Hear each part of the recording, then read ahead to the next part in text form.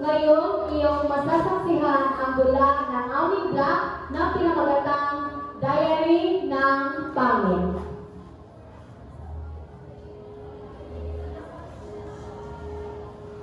Mahirap maging maganda. Bawat galaw mo, tinitingnan nila. Magkamali ka, hindi makakatakas sa kanilang mga mata. Ang mahirap pa, pag gusto mo mangulangot kahit patago, hindi mo magawa. Mahirap maging matalino. Kailangan lahat alam mo, lahat itatanong sa iyo, lahat gusto mong alamin. Mismong evolution ng itis, gusto mong ma-discover. Mahirap maging sikat, lahat sinusundan ka. Kahit saan ka mapunta, andyan sila. Sa flash pa lang ng camera nila, hindi na kailangan pa ng ilaw sa gabi. Wala ka ng privacy, lahat inaalam nila. Mismong napkin na ginagamit mo, gusto din nila alamin. Mahirap maging mayaman, lahat nakadikit sa iyo, lahat nakaasa sa iyo, lahat umuukot sa iyo, lahat gustong magpalibig. Hanggat may $5 ka pa sa bulsa, hindi ka nila tatantanin.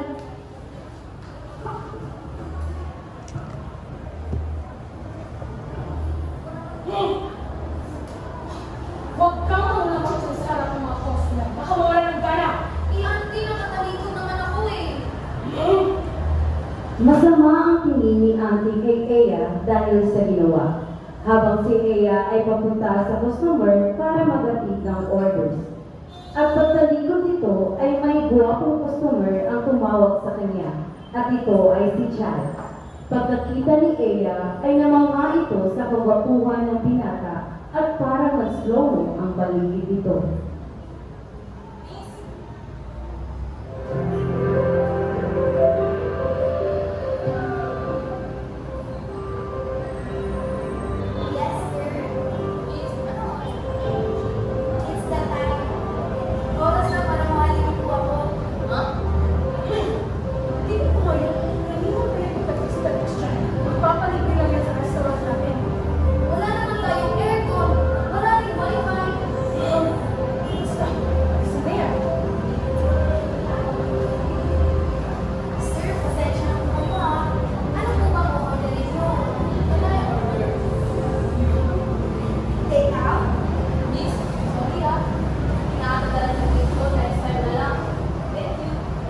Umalis na si Chad at si Ea naman ay nakatulala pa rin sa kagwapuhan ng binata. Naglalakad si Ea pauwi galing sa restaurant at habang naglalakad, may nakita siyang isang pamilyar na mukha at ito ay si Chad. Si Chad na nakaupo lamang sa may kanto na parang bang may malaking problema ito. Nilapitan ito ni Ea at tinanong ang binata.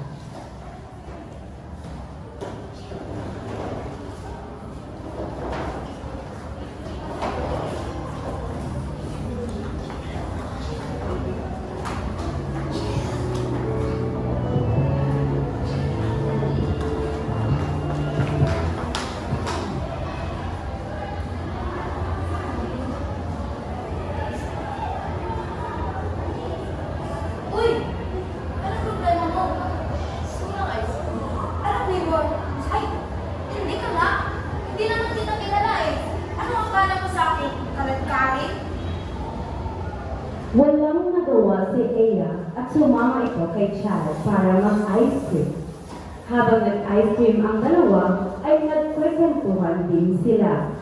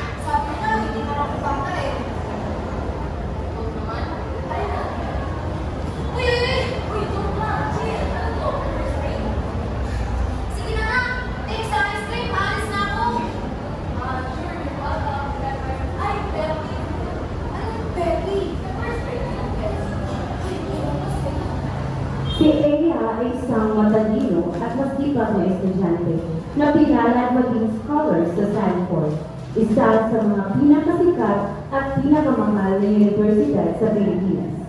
Unila na siya sa mga magulang at kasalukuyang naninirahan sa kanyang auntie na tumutulong sa kanya sa pamamagitan ng pagbibigay ng allowance at pagbibigay ng kanyang miscellaneous fees. Sa kanyang unang araw sa Wilford, agad siyang nakaranas ng masasakit na komento mula sa mga estudyante dahil sa kanyang itsura. Binubuli siya ng mga ito.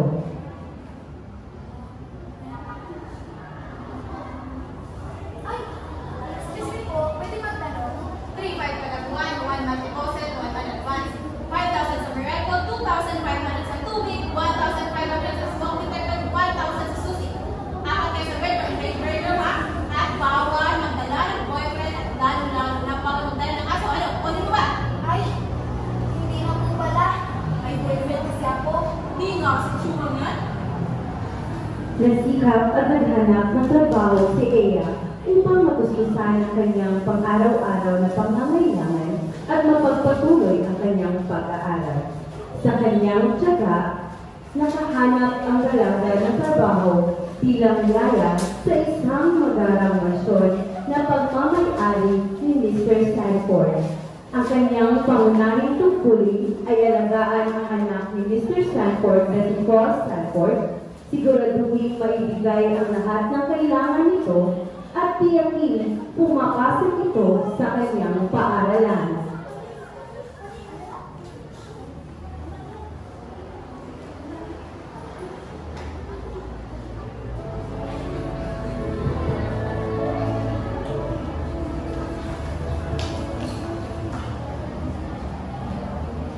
Wow! Bagay ako sa mansyon na to. Hindi ko na talaga magbabago ang life ko.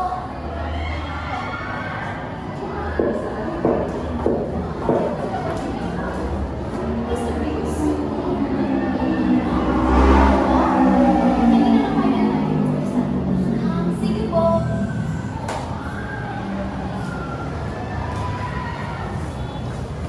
Saan mo talaga? Salamat po ah. Oh? Saan mo talaga? Bakit naman mo? Kasi na nagdala sa Bakit mo? My son is a difficult person. You have to be responsible to his needs. Siguraduhin mo papasok siya sa class. Eh, madali lang naman po pala. Hindi rin. Mga anak ko, isipan. Also, it is half money. Ano? Parang werewolf? Halin mo sa baka? Suma? Eh, ayaw ko na po pala. May 5,000 basic salary, kasama benefits, kasama na din ang boarding and the Ano ba? Ready na po ako. Ito na po nga yung mga gamit ko. Saan ko? bastos, Kunin mo lang yung mga gamit ko, bilis! Ross! What now? You call with the sport? Ikaw ka tumilod. Oo nga, ano bang problema mo? Unang-una, hindi utot ang tatay mo. Pangalawa, hindi rin siya bungan. At pangatlo, tingnan mo nga yung mukha ng tatay mo. Ang gwapo-gwapo kaya. Huwag ka nang gusto sa mga magulang mo. Who the hell is this?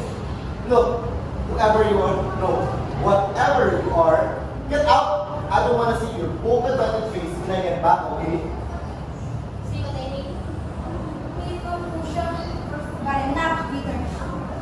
Habang tumatagal, naging hamon sa buhay ni Ea ang pagiging katulong kung masasabing anila ni Carl Sanford. Mula sa insidente kung saan sinukaan siya nito, isang gabi na labis na kinainis. Hanggang sa utos nitong bumili siya ng school materials na nauwi pa sa pagkakaroon ng utang na loob kay Chad. Sa kabilang banda, nakilala naman niya si Lori, isang British Filipino na nag-aaral din sa Stanford at may gusto kay Cross. Dahil dito, nagkaroon si Ea ng isang tunay na kaibigan at kakampi. OMG, here she comes. It's so much wrong. Kulang kasi only explanation. Tough. Let's go, girls. Kulang is the only explanation. We're blackmail. That is so not true. Yeah. Uy, really siguro. Best friend ko dito ka. Totoo ba? You're just going up. Ano? Uy, hindi yan totoo.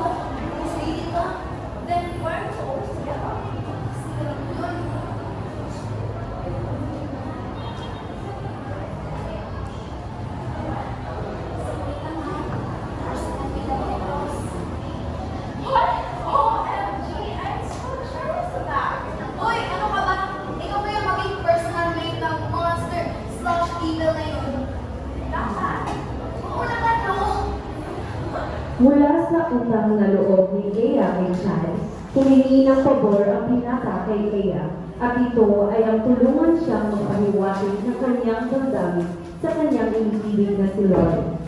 Kailangang ibigay ni Ea ang sising na inanda ni Chad kay Rory.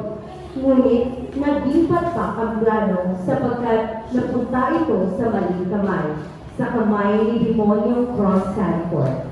Nagtampo si Chad sa nangyari. Mabuti na lang at naging magkaibigan pa rin sila. At nagpatuloy ang araw ni Ea bilang alila ni Cross at bilang isang clown.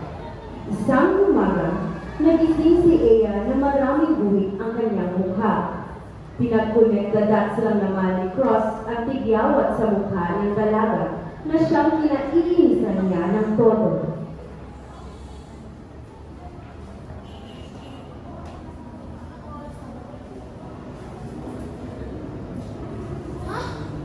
Anong nangyari sa mukha ko? Anong nangyari sa mga pimple ko? Cross! At dumating ang araw na nagkasakit si Cross Sanford at si Ea ang nagpuyat sa pag-aalaga nito hanggang sa dinala sa hospital at bumalik. Dahil dito, mas nakilala ni Ea si Cross mula sa pangibabaw na anyo, ibang-iba pala ito pag nagkasakit. May iba pa ang parte ng buhay ni Cross ang malalaman ni Ea, at ito ang pagiging mami's boy ng binata. Dahil pag nagkasakit ay tinatawag at nangungulila ito sa kanyang yumaong ina.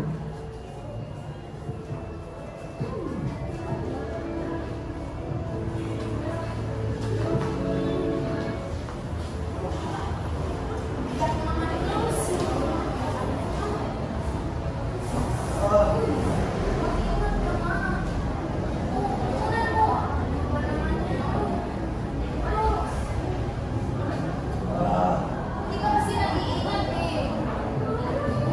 Party ng party. Alam mo naman, nauubusan ng party. Okay ka lang ba? Mommy? Uy, ano nangyari sa'yo? Mommy? Wow. Isang araw, kilala ni Rory si Ea sa salon para sa isang malakas na glow-up.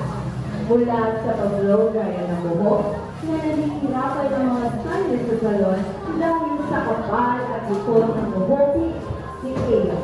Nilaanan ito ng oras para makuha ang tamang estelo. Kasunod, ang pag-ahit ng kilay na medyo masalimuot din ang proseso. Makapal ang kilay ni Ea, kaya naging maingat ang mga stylist sa pagporma at pag-aayos nito. Matapos ang mga unang matinding sesyon ng beauty treatment, nagpatuloy sila sa paglalagay ng lipstick at iba pang kolorete. Ang mga simpleng detalye ng makeup na ito ay nagbigay liwanag sa kanyang mukha.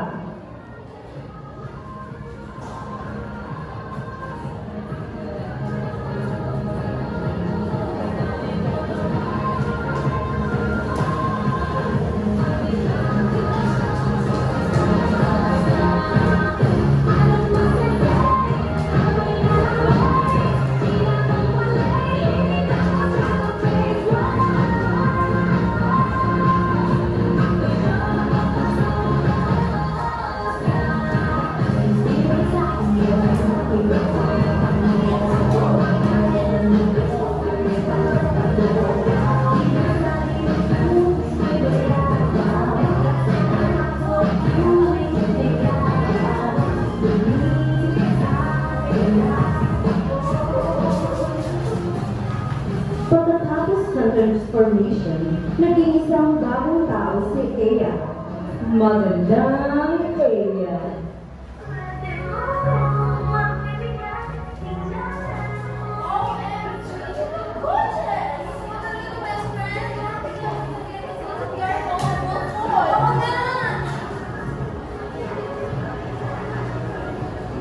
Nasaksihan ni Chad ang pagbabago ni Ea mula sa pagiging simpleng pangit hanggang sa kahangahangang kagandahan.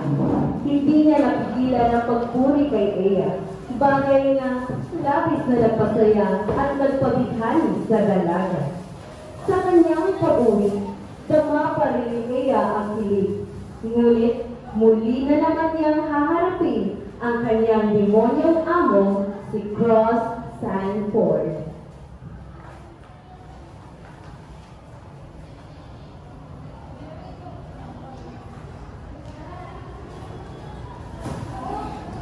Ano may paglilipod ko sa'yo? Bakit ngayon ka lang, ha? Bakit? In fairness ikaw ang talagang hindi makapansin. Bakit? Wala! Ano kung may paglilipod ko sa inyo? Your Kita ko lahat? Inisin mo yan lahat. Anong gagawin dito? Tatapon o ipunin? Tapon mo na. Oo na. Maganda ka na. Bagay sa'yo.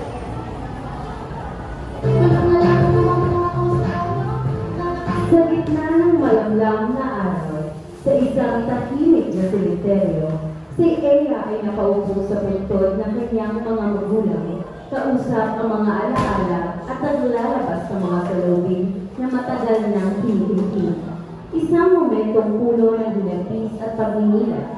Ngunit sa hindi inaasahan, isang pamilyar na mukha ang biglang dumating, dala ang ulan at mga tanong. Si Cross, ang batang mahirap intindihin, ay naroon din. Hindi na iwasan ni Eya ang kanyang sariling mga demonyo at ito'y nagalit sa pagdating ni Cross. Habang ang hangin ay humuhugos at ang mga ulap ay nagtatakbo, dala nito'y isang hindi inaasahang bagong yugto ng kanilang mga tinatagong nararamdaman para sa isa't isa. Alam niyo po ba? Malandi na anak niyo. Marami po akong nakilala mga kaibigan. Sorry, tsaka si Chad. Crush ko po yun. Pero erase na. Mukhang wala naman talaga akong pabasa sa kanya eh. At si Cross naman, ugaling monster, nakakainis, antipatiko, matapobre. Siguro, ang good side lang niya ngayon is marunong na siya mag-sorry. Pero alam niyo ba, ma? Ang weird lang ni Cross kasi doon siya sa momo. Ganon. Uy! I-stop mo ba ako?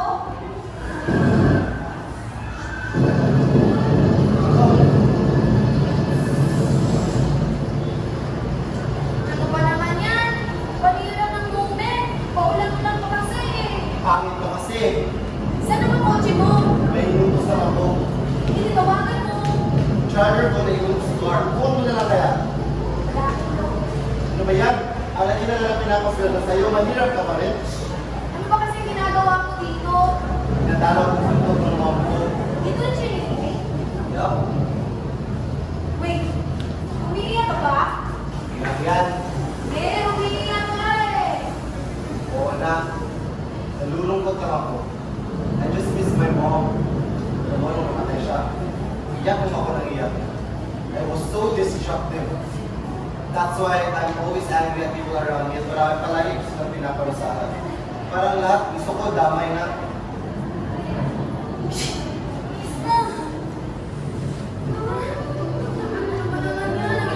Anong ginagawa mo, Ross? Parang mimitin ka lang ng konti. Hindi pa sayang yung damit mo. Parang mimitin ka ng konti.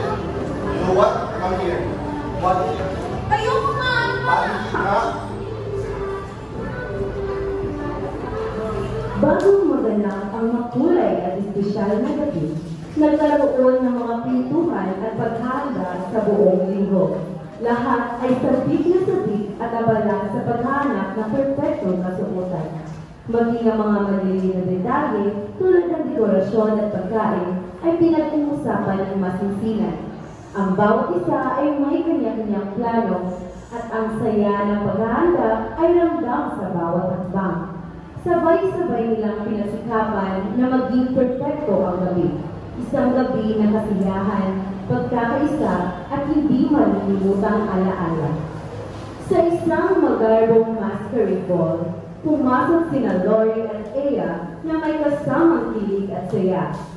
Bawat hakbang ay puno ng excitement at ang kanyang mga matay puno kumikislap sa paghahangal ng mga bagong karanasan, kasali na ang paghahanap ng kanilang The One.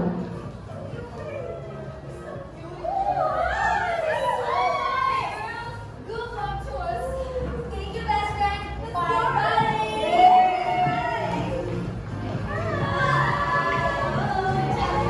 Good evening, ladies and gentlemen, and welcome to tonight's Grand Masquerade Ball. Tonight, we have prepared an enchanting evening filled with music, dancing, and surprises. So embrace the mystery and let tonight transport you to a world of wonder and celebration. Ladies and gentlemen, raise your spirits and let the Masquerade Ball begin.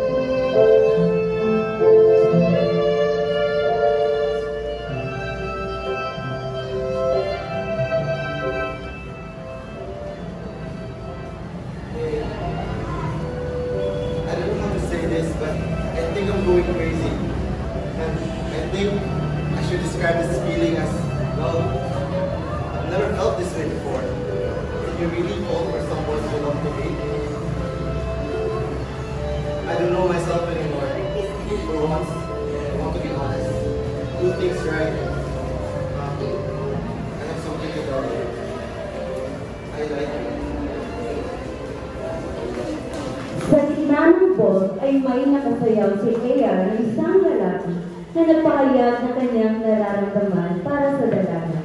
Hindi pamilyar ni Ea ang boses ng binata, kaya pagkatapos ay hinahanap-hanap niya ito. May tumawag kay Ea na nagsasabing siya raw ang pasayaw nito sa ball at magkikita sila sa may complex sa school mamayang gabi.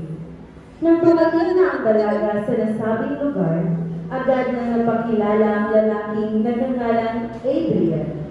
Habang nagsisimula na sanang magtapat si Adrian kay Ea, dumating si Cross at agad na naging tensyonado ang sitwasyon. Ang mata ni Cross ay puno ng selos. Halos hindi makapagsalita si Ea sa tensyon sa pagitan nila.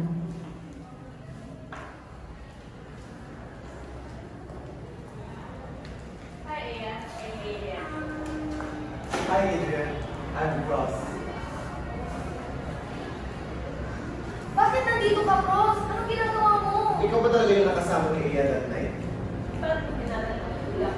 Oo. Kasi sabihin mo, No, not you. Stop it! Stop it! Stop na nga! Minsan na lang nga ako magkaroon ng kilig moment, sisirain pa. Ano ba naman yun, Ross? alright guys, I give up. I can't do this anymore. Hindi ako yun. I am make you do it. Bakit? To make him forget this.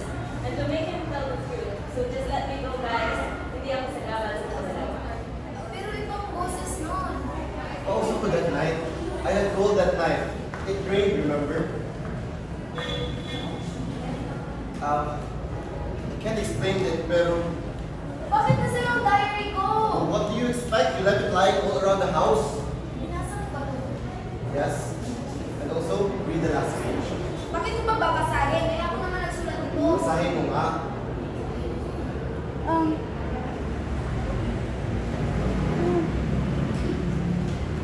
Uy, diary ng pangit na si Ea. Umaga na, hindi pa rin ako makatulog. Paano? Nakapartner ko si Ea sa midnight party. I know she was the girl behind us. Biglang lumakas ang heartbeat ko. Ang weird. Pero bakit ako nagkakagulo? Simula ata ito na nakasama ko siya sa hospital o sa student council. Gusto ko siya laging kasama. Nakikita.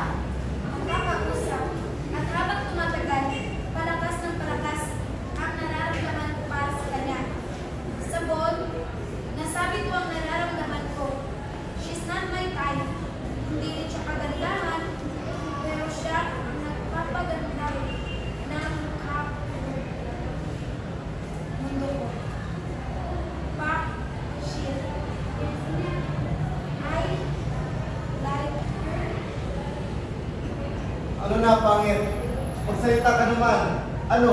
Mas pipiliin mo ba magsulat ng fantasy kaysa bigyan ng chance ng feelings natin dalawa?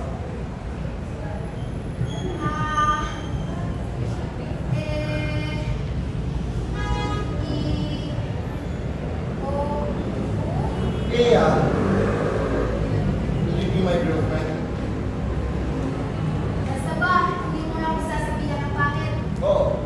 Hindi mo na rin ako palaging uutusan. Ano? Fine.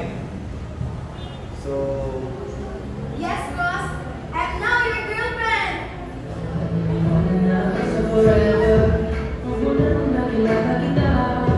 And kaya nang di ako surrender. Ano man ang sinasabi nila. At kung akala ni Ea tapos na ang kwento niya, nagkakamali siya. Minsan, ang mga pangit na simula ay nauuwi rin sa magandang ending. Hindi perfecto, hindi fairy tale, pero totoo. Sa dulo, hindi naman tungkol sa kung pangit o maganda ka. Tinutulungan lang tayo ng buhay na makahanap ng mga taong magpapakita kung gaano tayo maganda sa kabila ng lahat. Kumbaga sa diary, ang mahalaga ay hindi kung gaano kagulo ang mga pagina, kundi kung paano ito tinapos. At para kay Ea at Cross, ang ending nila, isa lang ang sigurado. Nagkatuluyan sila, kahit magulo, kahit hindi perfecto, pero hindi magtatagumpay ang aming pagsasadula kung wala ang mga taong nagbigay buhay sa ating kwento. Kaya naman, hayaan niyong ipakilala ko ang mga gumanap sa ating palabas ngayong gabi. Ang Thea bilang Ea. Jasper bilang Cross. Grace